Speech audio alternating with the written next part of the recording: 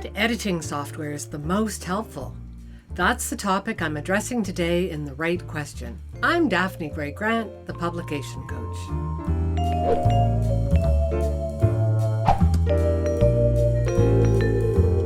I have a question from Zafarul Azam, a writer based in Rockford, Illinois.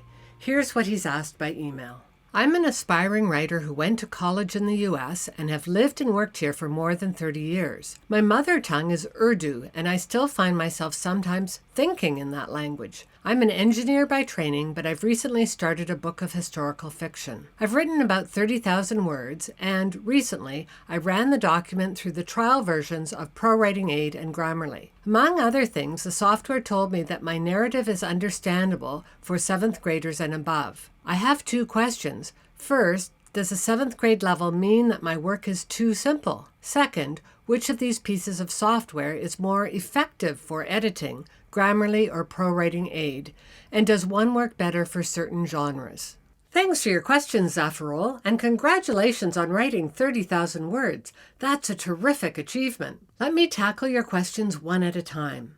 The issue of grade level is very confusing for many writers. Naturally, we're inclined to see a higher level as better, but in fact, when it comes to readability statistics, lower is better. For my own writing, I always aim to stay between a grade 7 and a grade 9 level. Even for academic writers working on their PhDs, I suggest sticking to no higher than a grade 10 because of the way in which these statistics are calculated. They are based entirely on word length, sentence length, paragraph length, and amount of passive.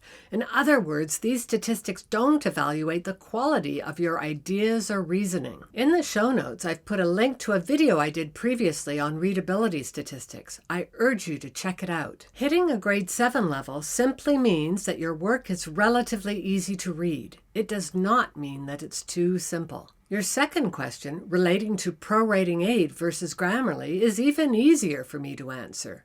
Go for ProWritingAid, no doubt. It's a much richer piece of software, and it will help you improve your writing in far more sophisticated ways. As well, it's less expensive than Grammarly. I use ProWritingAid myself, and I find it's helped me improve my writing immeasurably.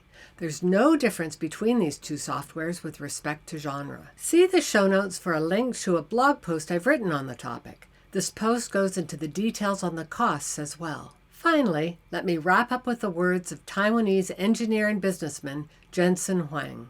Software is eating the world, but AI is going to eat software.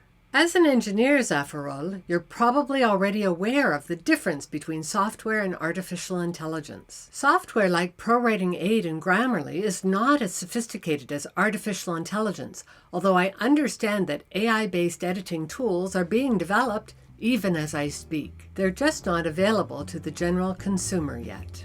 Viewers, if you have any writing-related questions, I'd be happy to do a video on them.